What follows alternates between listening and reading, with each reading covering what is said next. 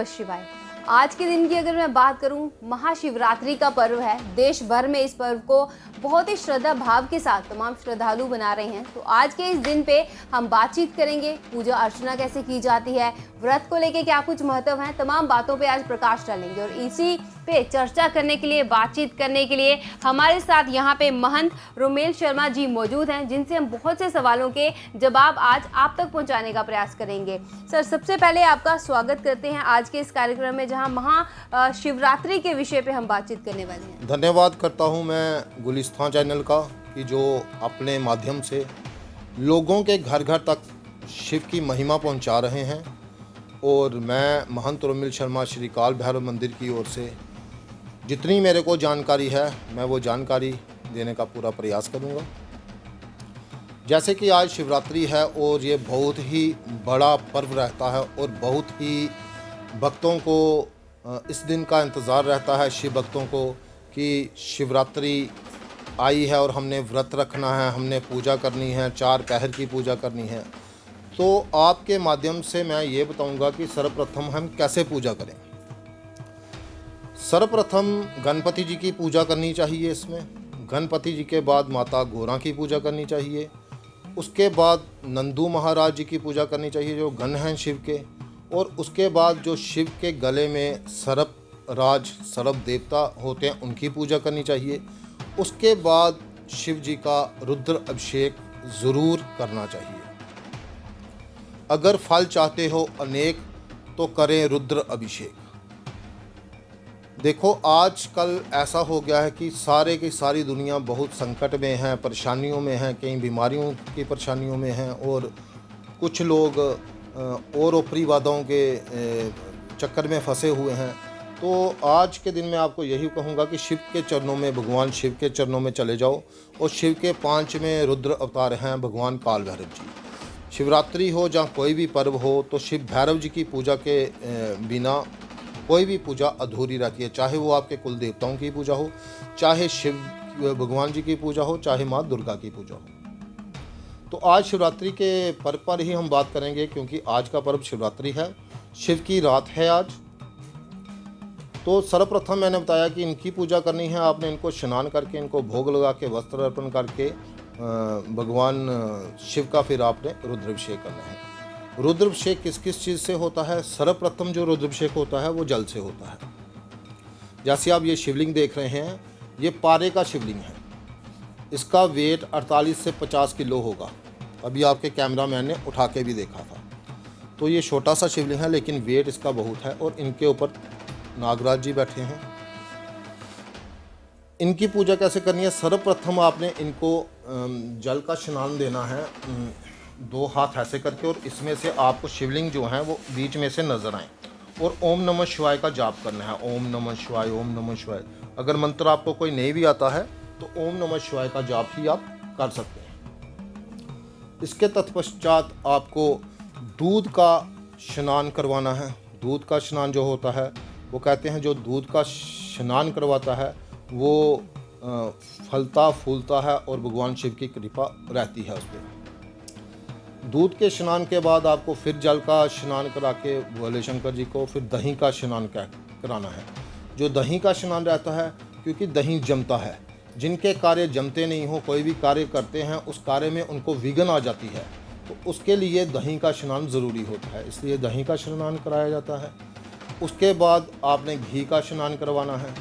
फिर उसके बाद आपने मधु का स्नान कराना है। मधु शहद को कहते हैं। मधु के स्नान के बाद आपने शक्करा का स्नान कराना है।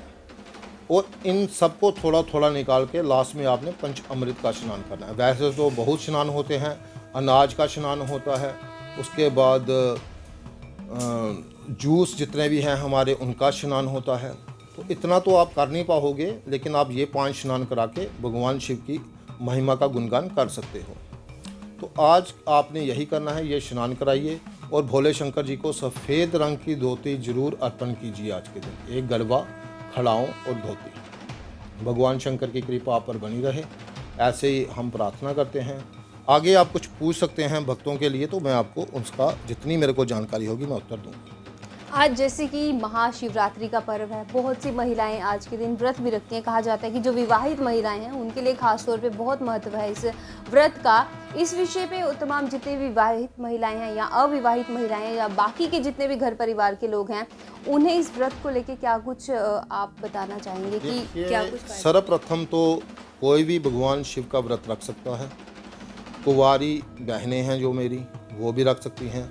अपने अच्छे घर शादी हो, अच्छा उन्हें दुल्हा मिले, उनके लिए आज से व्रत वो शुरू कर सकती हैं शिवरात्रि के व्रत से। और जो भक्त किसी भी परेशानी से गुजर रहे हैं वो शिवरात्रि के व्रत के साथ व्रत शुरू कर दें। उसके बाद सोमव्रत के व्रत शुरू करें और रोज़ भगवान शंकर का अभिषेक करें। माताएं, बहनें, बच्चे सारे व्रत कर सकते हैं। इसमें अगर निर्जल रहें तो बहुत ही उत्तम है। अगर निर्जल नहीं रह सकते फिर दूध वगैरह पी सकते हैं, फल खा सकते हैं। बाकी अगर कोई घर में मरीज़ है, कोई बीमारी से पीड़ित है तो वो व्रत ना करे, उसको इसमें क्षमा याचना होती है भोले बाबा की तरफ से। तो इस व्रत के विषय में तो तमाम जानकारी तमाम भक्तों को मिल ही चुकी है, परंतु जैसे कि आपने ये शिवलिंग के विषय में बताया, हमने बहुत से मंदिरों में अनेकों प्रकार के शिवलिंग देखे हैं, लेकिन जैसे कि बताया कि देखने में शिवलिंग बहुत छोटे से लग रहे हैं, पर इसका वेट आपने बताया कि 55 से 50 किलो के बीच में है। इसके बारे में जो थोड़ा सा हम जानना चाहेंगे। और अभिषेक को लेके यहाँ भी आपके पास कुछ शायद हमें इतना नहीं पता है, लेकिन आप इसके विषय में ज़रूर विस्तारपूर्वक हमें बताएं। भगवान शिव को जो होता है वो ये गोमुखी रहती है, ये गो के 2 सींग हैं आगे, और जो इस गोमुखी को पकड़ने का विधि है वो ये विधि है। इस विधि से गोमुखी को पकड़ते हैं, इसमें डालो 16 मंत्रों से, क्योंकि शिवरात्रि में सभी मंदिर अभी बंद होंगे, तो शिवरात्रि में आप सिर्फ किसी पंडित जी, योग्य पंडित जी से 16 मंत्रों का उच्चारण करवा सकते हैं। पंडित जी मंत्र उच्चारण कीजिए। ओम हरि ओम नमस्ते रुद्रवन्योदयितवे नमः बाहुभ्यामुतदे नमः जाते रुद्रशिवा तनूरघोरा पापकाशिनी दयानस्तन्मया गिरिचन्दा विशाखसी जामि गुंगिरिचन्दस्ते विवर्गसवे शिवाङ्गिरिदतां गुरुमाहि गुंग्री पुरुगं जगत् शिवेन वचसा त्वा गिरिसाक्षात् वदामसि यथा नः सर्वमियगदक्षं सुमनाय सत अद्य वो जगदिभक्ता प्रथमो देव्यो अहीं चतुर्वाण्यं वयन् सर्वाशयातु धान्यो दराति पराशुभ असूयस्ताम्रो वरुणौ तवृः सुमङ्गलः जेचेन रुद्रावितो दिक्श्रिताः सहस्रशो वेगा गुङ्गेणैमहे असूयो वसृपतिनीतग्रीवो विलोहिताः उदेनङ्गोपाय दृशन्नुदहार्यः सुकृत्यो मृडयाति नः नमोऽस्तु नीलग्रीवाय सहस्राख्याय मेलुके अथो ये अस्य सद्वानो हन्देव्यो गरन्नमः प्रमुञ्च धन्वानस्तुभयोराप्न्योर्यम् याशते हस्तैकवः पराता भगवो वपा विजयन्दनुः कपटिनो विशल्यो वानवां उत अनेसन्नशयायिकव आवुरशनिखङ्गदी जाते निर्मिष्टमहस्ते बभूवते धनुः तयास्मान् विश्वदक्ष्मयक्ष्मया परिभुज परिते धन्वानो हेतिरुष्मान् विरुन्तु विश्वदः अथो जे कुदिस्तवारे अस्मान्निदेहितम् अवदत्वा धनुष्वगुं सहस्राकृशते कुदीनिशीर्षल्यानां मुखा शिवो नः सुमना भव नमस्तायुधायानां तथा दृक्ष्णवे उभाभ्यामुदते नमो बाहुभ्यां तवदन्वने मानो महन्तमुत मानो वर्भगं मानौक्षन्तमुत मानौक्षितं मानो बधीः पितरं मोत मातरं मानः प्रियास्तन्वो रुद्रारीरिकाः मानस्तोके तनये मान आयुक्तिमानो गोकुमानो अश्वेकुरीरिकाः मानो वीरानुद्रवामिनो बधीरहमित्वन्तः सदमित्वा हवामहि ॐ त्र्यम्बकं यजामहे सुगन्धिं पुष्टिवर्धनम् उर्वारुकमिव बन्धनान् मृत्योर्मुक्षीयमामृतात् ॐ त्र्यम्बकं यजामहे सुगन्धिं पतिवेदनम् उर्वारुकमिव बन्धनान् मृत्योर्मुक्षीयमामृतात् ॐ नमः शम्भवाय च मयो भवाय च नमः शङ्कराय च महेश्वराय च नमः शिवाय शिवतराय च ओम भगवते श्री साम सदाशिवाय नमः महाभिषेकं समर्पयामि।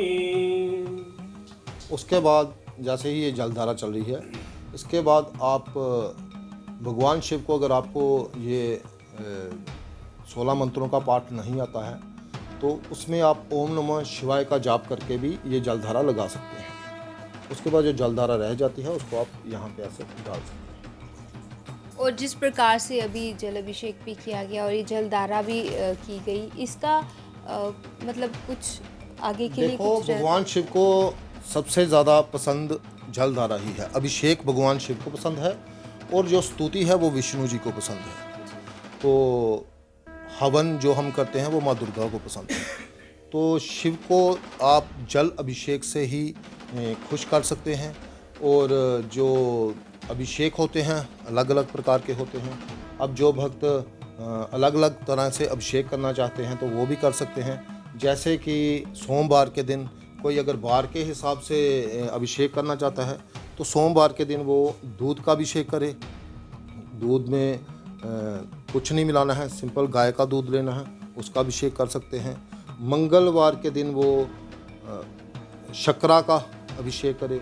बुधवार के दिन अगर कोई राहु महाराज की कृपा से उनकी दृष्टि से पीड़ित है, ग्रह दृष्टि से पीड़ित है, तो वो द्रुबें क्या करेगी, जो द्रुबें होती हैं उनको उबाल के उनका जल अपने पास रख ले और उस जल का अभी ठंडा जब वो हो जाए उसका अभिषेक करे।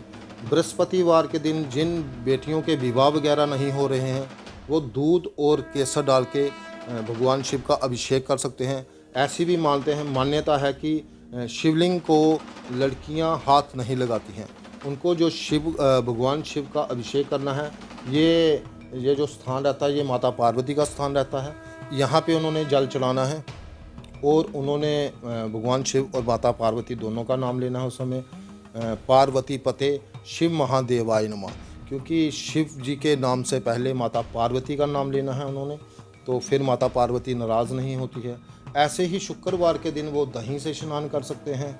शनिवार के दिन जो लोग किसी भी तरह से पीड़ित हैं अपने दुश्मनों से, जहाँ कोई लोग उनको तंग करते हैं, जहाँ ऑफिस में उनको कोई उनके बॉस वगैरह तंग करते हैं, तो वो सरसों के तेल का अभिषेक कर सकते हैं। रविवार के दिन आप ये पंचगव्य बना के, जैसे जो हमने बताया, दूध, दही, शहद, घी, शक्कर, ये डाल के पूरा बना के इनका अभिषेक कर सकते हैं।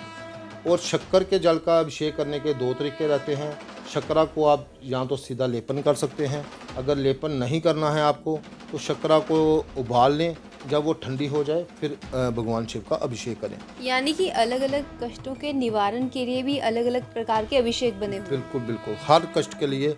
जैसे कोई बहुत पीड़ित रहता है, कोई डेथ बेड पे हो, तो रुद्राभिषेक एक ऐसा अभिषेक है जिसके करने मात्र से ही उसी समय उनको फल की प्राप्ति रहती है। इसलिए मैंने पहले ही बताया कि अगर फल चाहते हो अनेक तो करो रोज रुद्र अभिषेक। कल जैसे कि आज महाशिवरात्रि है, हम ये भी देखते हैं कि महाशिवरात्रि पे भांग पिलाई भी जाती है और भांग के पकोड़े भी खिलाए जाते हैं और कुछ लोग बहुत ज़्यादा सेवन भी इसका कर लेते हैं। इस पे ज़रूर थोड़ा सा प्रकाश डालना चाहिए। देखिए, भोले शंकर नहीं कहते हैं, भोले शंकर तो धतूरा भी खाते हैं, फिर जो भांग खाते हैं, भांग पीते हैं, ये भगवान शिव को प्रिय हैं, उन्हीं को अर्पण करनी होती हैं। तो भक्तजन अपना नशा पूरा करने के लिए कुछ ऐसे नशीले लोग होते हैं, वो भगवान शंकर जी को आगे रख के इस चीज़ का सेवन करते हैं कि वो भी करते थे। वो तो धतूरा भी खाते थे। उन्होंने जब समुद्र मंथन हुआ था तब उन्होंने जहर भी पिया था, तो फिर वो जहर भी पिए ना, बाकी जिससे उनको नशा होता है वो भगवान शिव का, भगवान को, वो बहुत पापी लोग होते हैं और उनको इस पाप से मुक्ति नहीं मिल सकती। जो भगवान का नाम लेकर खुद नशा करते हैं उनको पाप की मुक्ति का किसी भी तरह से उनको फल नहीं प्राप्त हो सकता। और बाद में वो चाहे पूरी रात पूजा करें या कुछ भी करें, सुबह ऐसी चीज़ें करें, तो उनको फल की प्राप्ति नहीं होगी।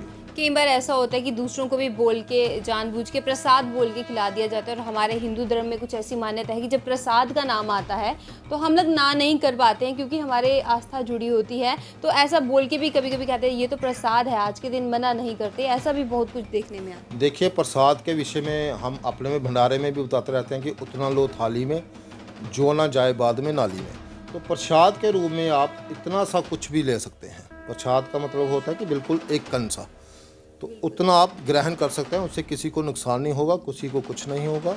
और कोई प्रसाद बोलता है तो बिल्कुल इतना सा आप ले सकते हो, क्योंकि उसकी भी मान्यता रह जाए और आपकी मर्यादा रह जाए। और इसके अलावा पूजा अर्चना के विषय में थोड़ी सी मैं बात करना चाहूँगी। क्या समय को लेके इसमें कुछ रहता है कि शिवरात्रि के दिन आपको किस समय मंदिरों में जाना चाहिए दर्शन के लिए और कब पूजा अर्चना करनी चाहिए, ऐसा कोई प्रावधान देखिए, रहता तो है? ये चीज़ है कि जब भी कोई पर्व आता है तो मंदिरों में तांते लग जाते हैं लाइनों के। ये तो बहुत गलत चीज़ है।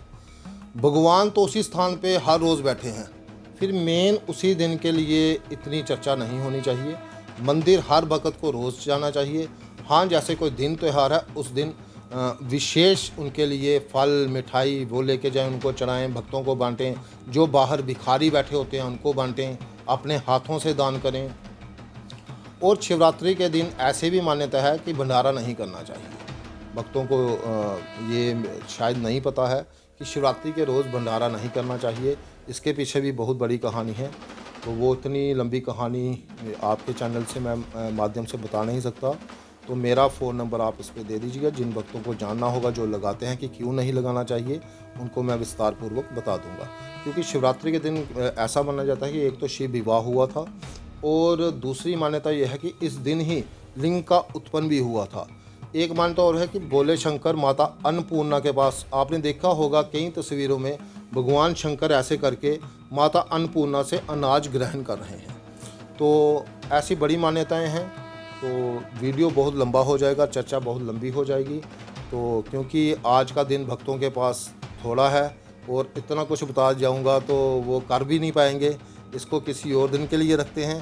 तो बाकी इतना ही बताता हूँ, जितना बताया इतनी पूजा करिए। भगवान शंकर को आज के दिन अगर कुछ नहीं कर सकते, जल का अभिषेक कीजिए। बिलपत्री आप तोड़ सकते हैं, शिवरात्रि के दिन बिलपत्री नहीं तोड़नी है। बिलपत्री चढ़ा सकते हैं, धतूरा चढ़ा सकते हैं।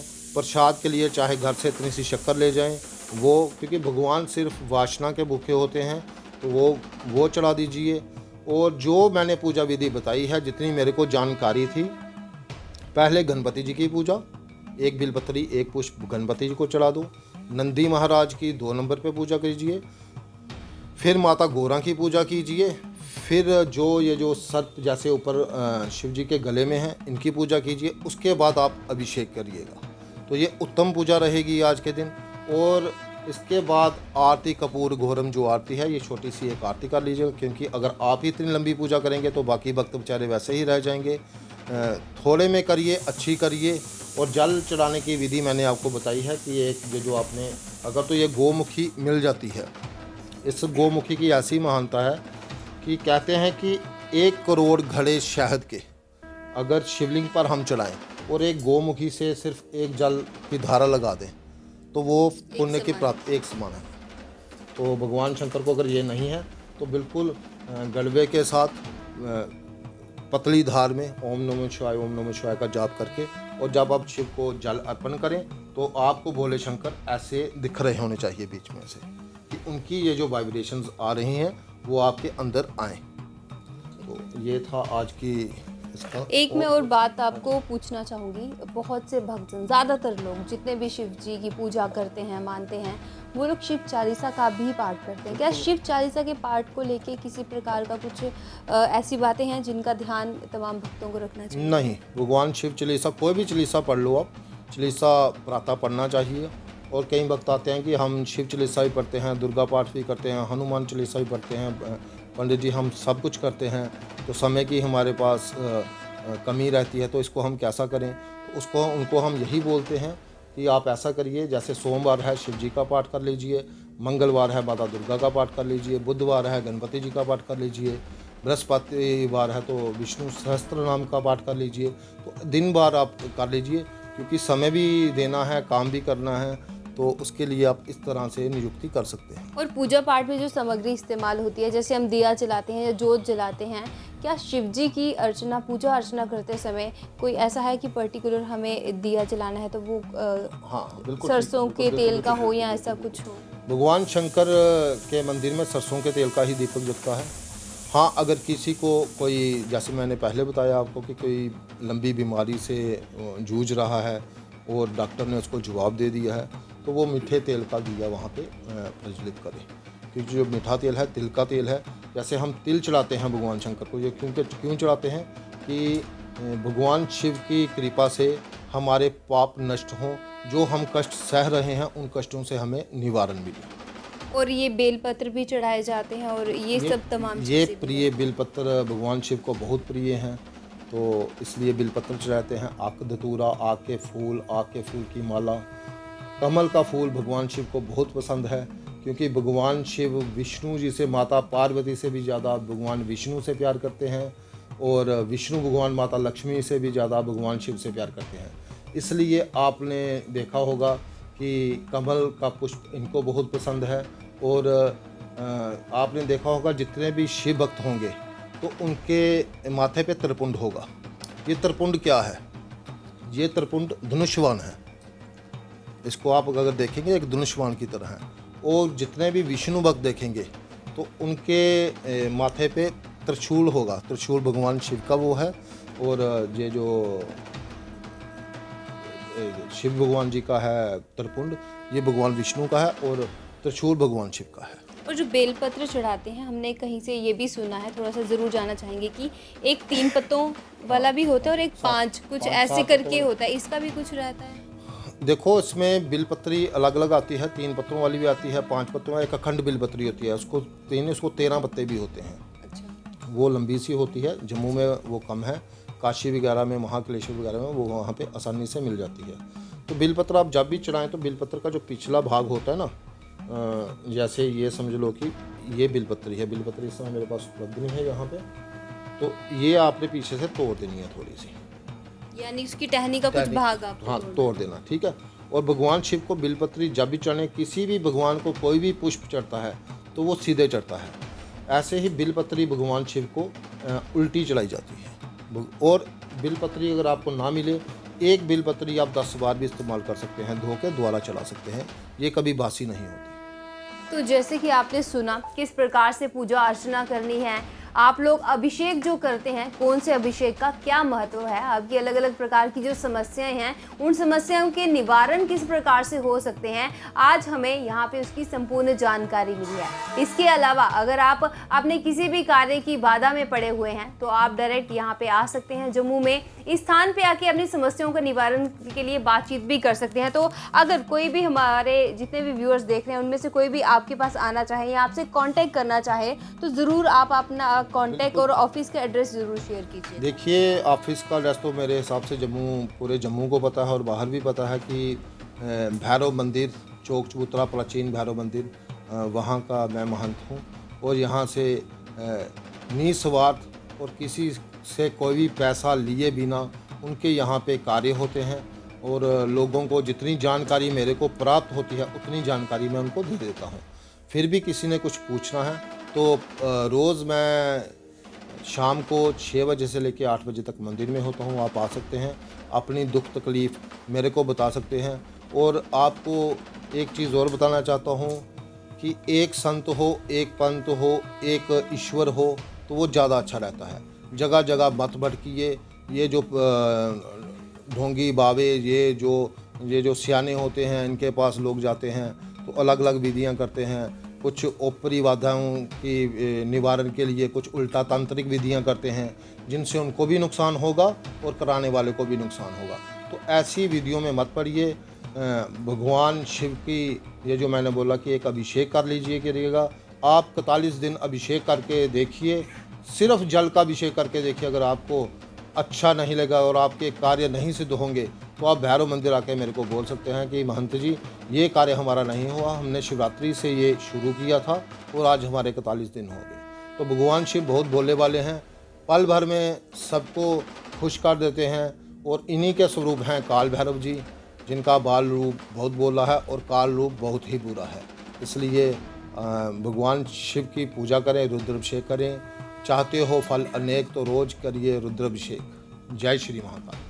तो जैसे कि आज आपने सुना, आज महाशिवरात्रि के उपलक्ष्य पे तमाम जानकारी उन तमाम भक्तों के लिए थी जो इस इंतज़ार में बैठे थे कि उन्हें पता चले कि अभिषेक आखिरकार किन चीज़ों के लिए, किन चीज़ों के निवारण के लिए होते हैं, या फिर अभिषेक करके भगवान को किस प्रकार से प्रसन्न किया जा सकता है। तो यहाँ पे आज ये खास जो बातचीत थी, महंत रोमेल शर्मा जी हमारे साथ मौजूद थे, जिन्होंने अपना ज्ञान आप सब लोगों तक पहुँचाने का प्रयास किया और आप सब लोगों को एक बहुत ही अच्छी बात ये भी कही है कि विश्वास तो कीजिए परंतु अंधविश्वासों में मत पड़िए।